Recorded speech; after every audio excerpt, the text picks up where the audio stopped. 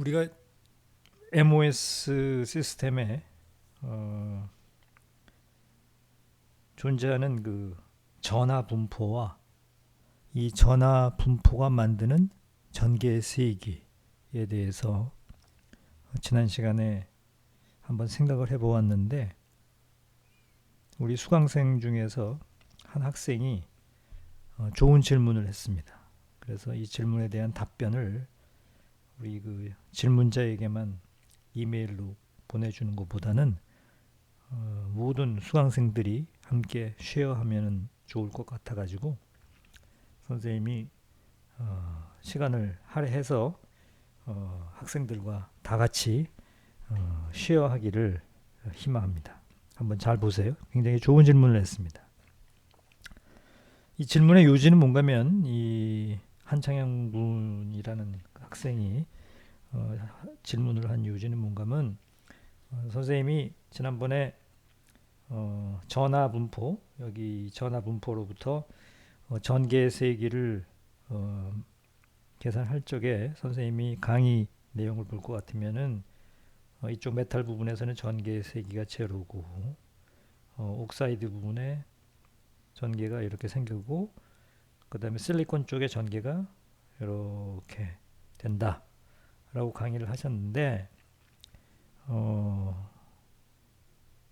본인은 그게 아니라 전개 세기가 이 x equal 제로에서 이런 discontinuity가 불연속이 생긴 다음에 이런 커브를 그리지 않겠느냐 하는 생각을 피력을 했습니다. 그 이유는 뭔가면, 여기 x equal 제로에서 우리가 전자기학에서 배웠던 경계 조건, 법선 방향의 일렉트릭 플럭스가 컨티뉴어스하다 라는 조건으로부터 지금 무슨 얘기인가 하면, 우리가 맥스웰 방정식 다이버전스 D는 로우잖아요, 그죠? 그래서 이 D, 전속 밀도죠. 전속 밀도가 법선 방향이 연속이 돼야 되기 때문에 D는 다시 우리가 입실론 곱하기 2라는 걸 알잖아요, 그죠? 입실론 곱하기 2라는 걸 알고 있으니까 전속 밀도가 연속이 돼야 되니까 옥사이드 쪽의 전속 밀도와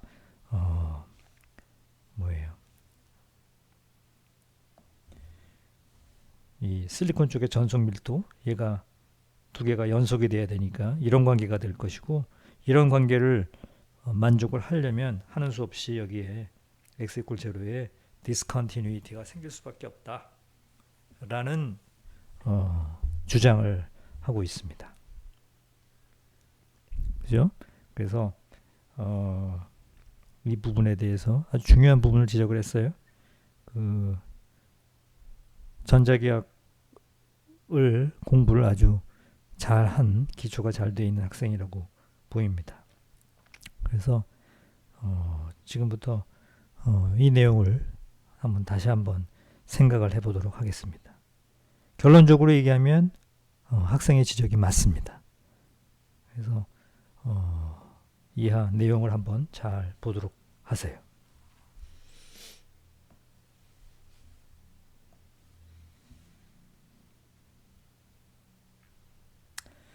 자,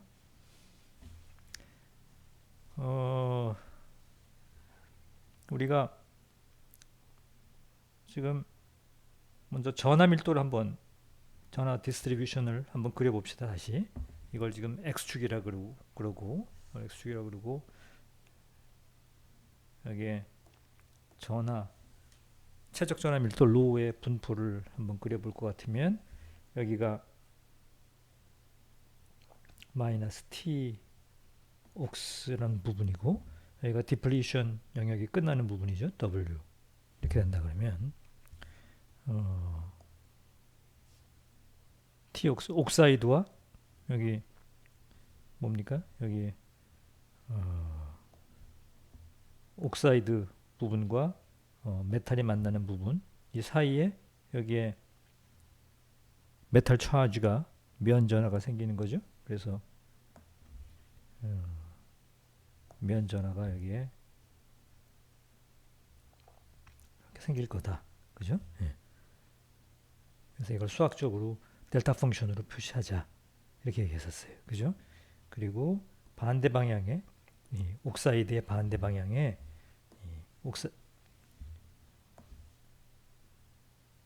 옥사이드의 반대 방향에 음의 전하가 아이오나이즈드 억셉터들이죠. 이렇게 있을 것이다. 그죠? 이게 전하 분포죠.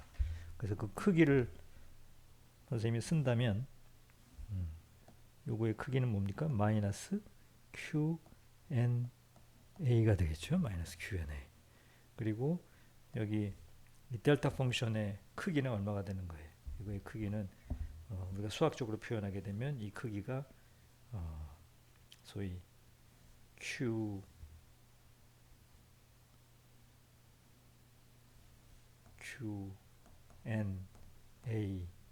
QNAW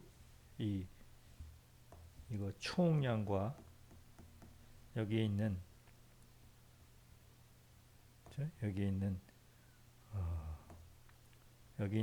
여기에 음의 전하의 총량과 여기에 있는 양의 전하의 양이 같아야 되니까 가우스의 법칙에 따라서 이거의 크기는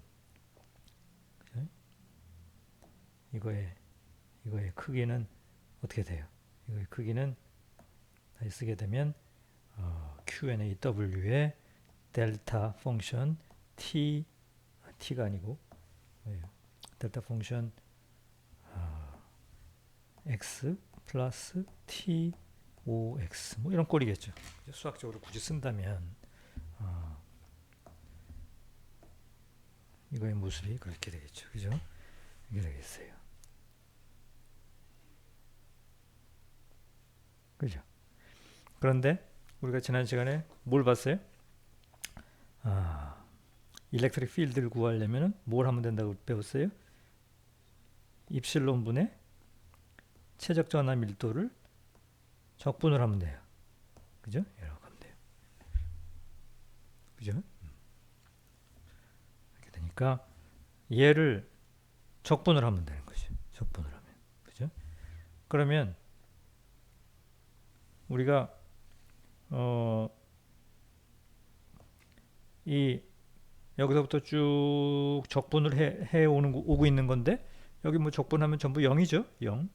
0에다가 스텝 펑션 아니죠. 델타 펑션이 나오니까 0 그다음에 얘를 이제 더하게 되는 거니까 어떻게 됩니까? 더하게 되는 거니까 다음 장으로 쓰겠습니다. 어떻게 되는 거면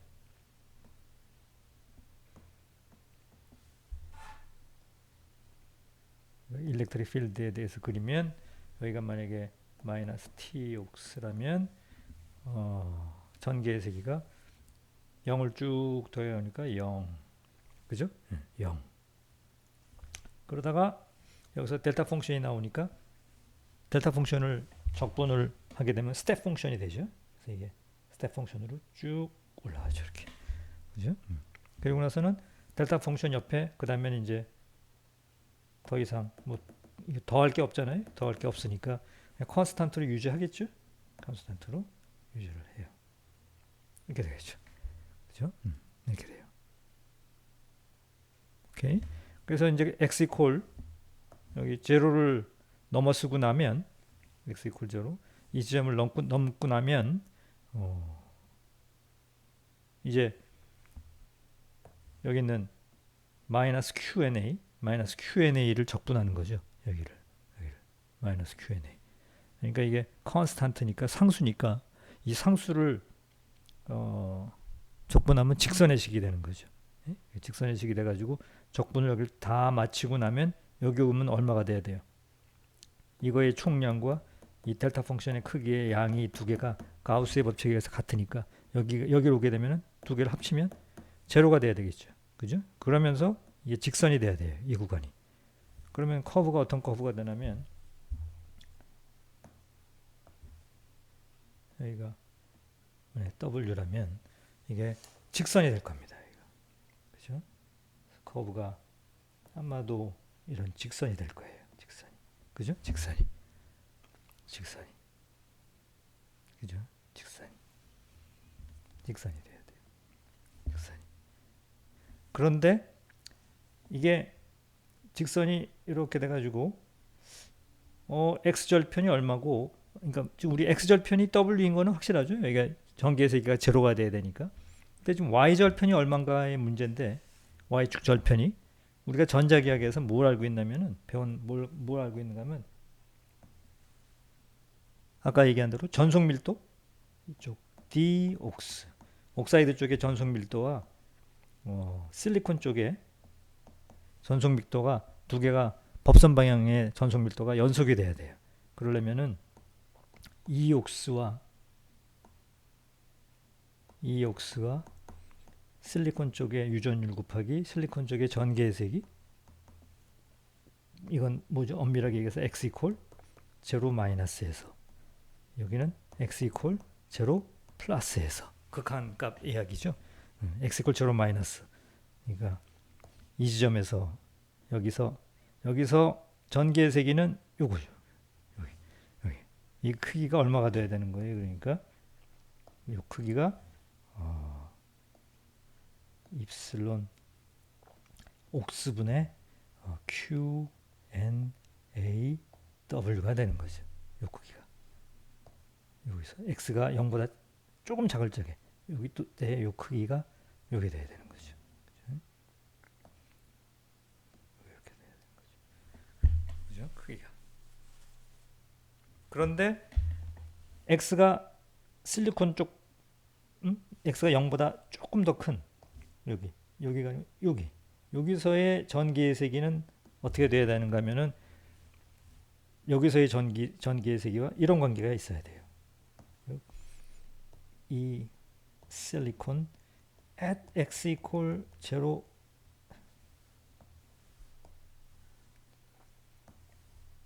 플러스 이때 전기의 세기는 ES분의 E옥스의 E옥스 이런 관계에 있는 거죠. 그죠? 네. 그죠? 근데 E옥스가 이거니까 요거 다시 쓰게 되면 얼마가 되는 거예요? Es분의 QNA의 W가 돼요. 그죠? 이렇게 돼요.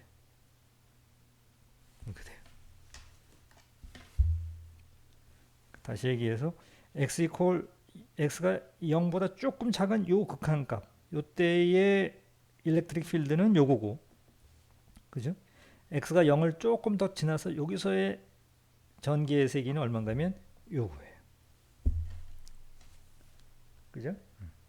근데 크기가 얘는 옥사이드의 유전율이니까 한 3.8, 3.9 정도 되고, 여기 실리콘의 유전율은 11.8, 11.9 이 정도가 됩니다.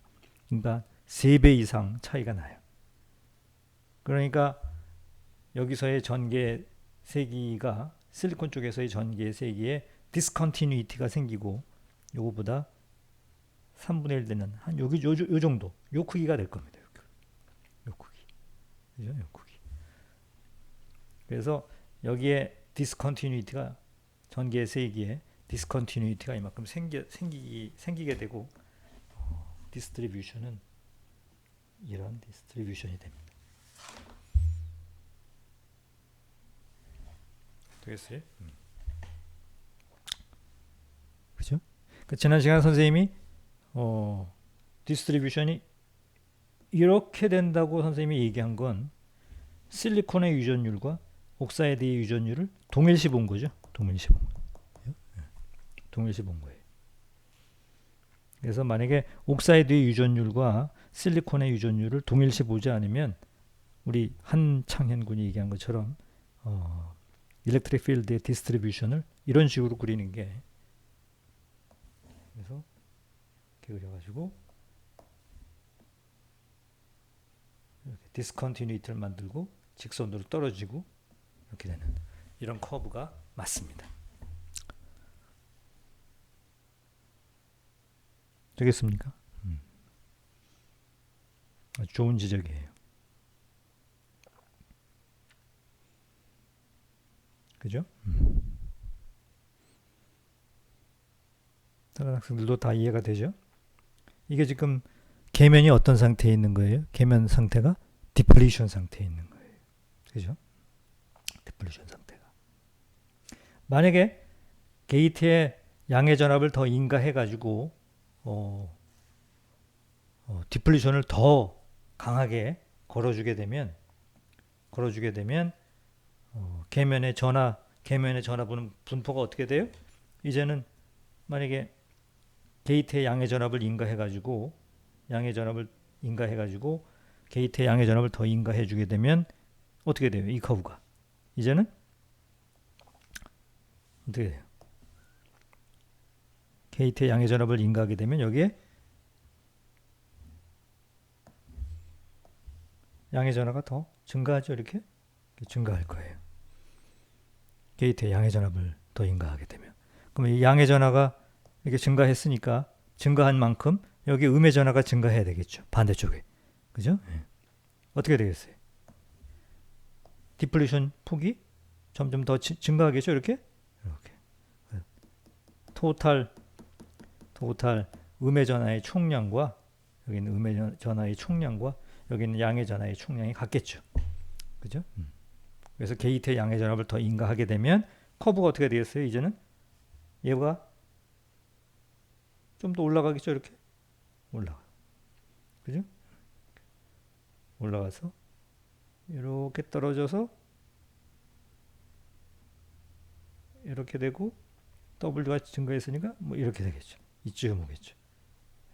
이런 커브를 그리겠죠. 되겠습니까? W도 증가하고 그 다음에 이 높이도 커지고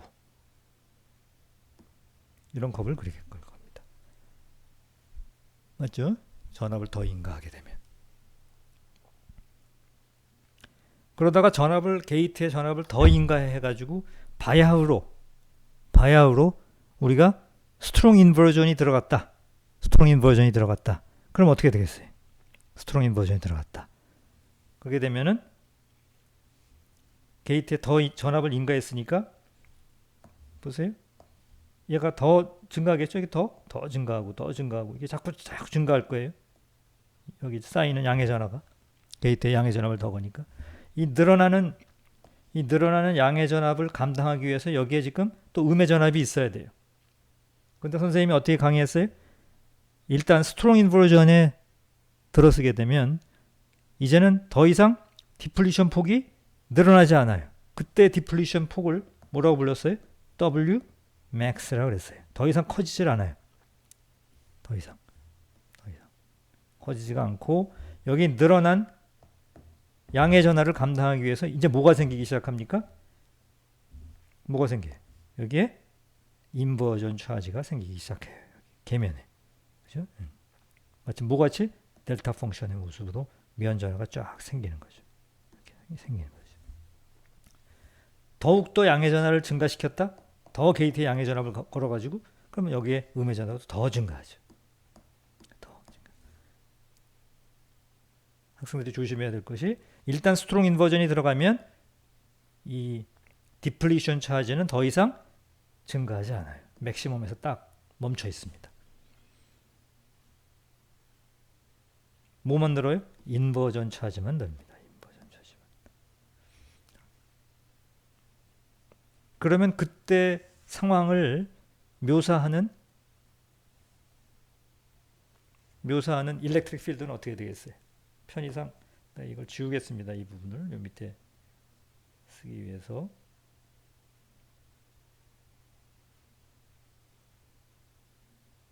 어떻게 되겠어요?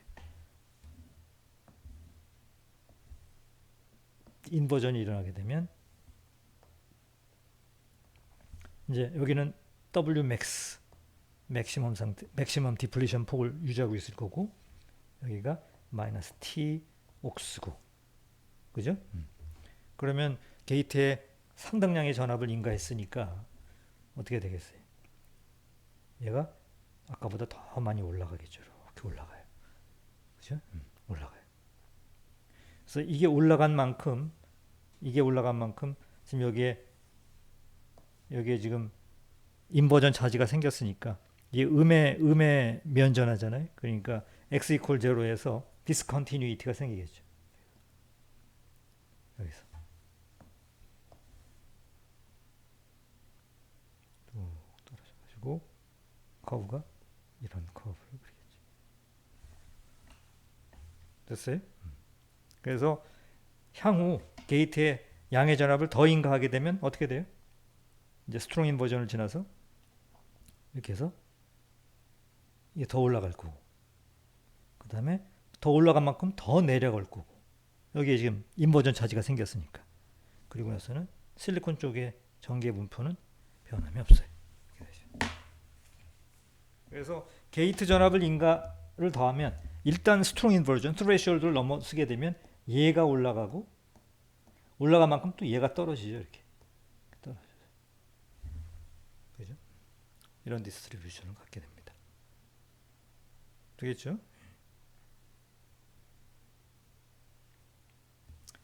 이게 지금 이게 계면 상태가 디플리션일 때, 이게 계면 상태가 스트롱 인버전일 적에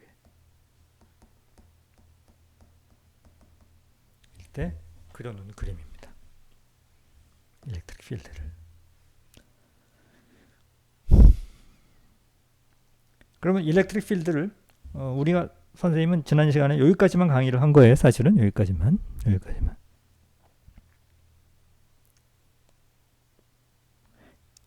그러면 이제 한 걸음 더 나아가서 여러분 책에 그림 피겨 6-15도인가요? 6-15도 그걸 펴볼 것 같으면은 한 걸음 더 나아가지고 우리가 전개 디스트리뷰션을 아니까, 전개 분포를 아니까 전자계학에서 배운 우리가 갖추고 있는 그 정보 배운 그거에 기초해 가지고 우리가 뭘 알고 있냐면은 우리가 이런 걸 배운 적이 있죠? 일렉트릭 필드는 뭐라고 배웠어요? 일렉트릭 필드는 마이너스 그레디언트 V 이렇게 배웠잖아요. 마이너스 그레디언트 V. 그 1차원으로 얘기하면은 뭐예요? 일렉트릭 필드는 마이너스 dx dv잖아요. 그죠? 그러니까 V는 포텐셜은 마이너스 인테그레이션 일렉트릭 필드 dx죠. 그죠? 그러니까 이게 뭐예요? 지금 우리가 배운 이 그려놓은 이 일렉트릭 필드를 또 한 번 다시 적분을 하게 되면 포텐셜이 나온다는 얘기죠. 포텐셜. 그죠? 근데 그 적분할 적에 여기 마이너스가 있으니까 여기 커브를 뒤집어 가지고 적분을 해야 되겠죠. 그죠? 그러면 적분할 수 있어요? 어떤 모습이 되겠습니까? 이게 지금 x축이고 우리가 v에 대해서 포텐셜에 대해서 적분을 하게 된다 그러면은 이거 적분하게 되면 뭐예요? 맨 처음에는 이게 뭐예요? 적분할 것도 없죠? 0이니까 0. 그 다음에 이게 뭐예요? 컨스탄트 적분하는 거니까 직선이 되겠죠. 직선. 그죠? 직선이니까 다시 쓰게 되면 여기가 마이너스 t 옥수고 여기까지 0. 0. 그 다음에 직선 적분하면 이렇게 될 것이고. 그죠? 이렇게 되고. 그 다음에 뭐예요? 그 다음에 여기가 기울기를 갖는 직선의 식이잖아요. 직선이니까 직선을 적분하면 뭐가 됩니까? 기울기를 마이너스 갖는 직선이니까 이걸 마이너스에 마이너스를 곱해가지고 그럼 플러스가 되죠. 그러면은 직선을 적분하면 포물선의 식이 되죠. 포물선의 식. 그죠? 포물선의 식이 되니까 커브가 아래로 볼록인 이런 포물선의 식이 되죠. 색깔을 빨간 걸로 다시.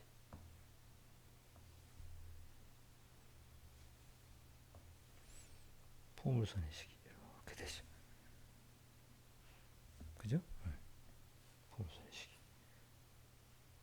하다가 여기 W 오게 되면 W 맥시멈이 오게 되면 이 지점 오게 되면은 더 이상 적분할 게 없죠? 없으니까 콘스탄트로 이렇게 되겠죠. 글쎄요. 그러니까 여기는 요 구간은 뭐예요? 여기는 직선, 여기는 포물선, 그죠? 여기는 콘스탄트 이렇게 되는 거죠. 특이는 이제 이 그림을 포텐셜이라는 거는 뭘 기준을 어디에 두느냐 마찬가지잖아요. 요거를 위로 평행이동을 시켰죠. 평행이동 시켜가지고 다시 그렸죠. 그러면 커브가 이렇게 해서 직선으로 떨어졌다가 이렇게 됐다 이렇게 됩니다. 쏘리. 너무 평행동을 많이 했네. 그러지 말고 조금만 올리면 커브가 이렇게 와서 이렇게 포물선을 그렸다가 직선을 그렸다가 이렇게 되는 거죠. 그래서 우리가 커브를 이렇게 요만큼만 올린 거죠. 평행이동 시킨 거지. 됐어요? 그래서 커브가 요게 직선이고 요건 포물선이고 얘는 콘스탄트고 포텐셜의 크기가 전이가 이만큼이 생긴 거예요. 지금 전이가 V0가 그래서 여기까지 전이가 생긴 거죠.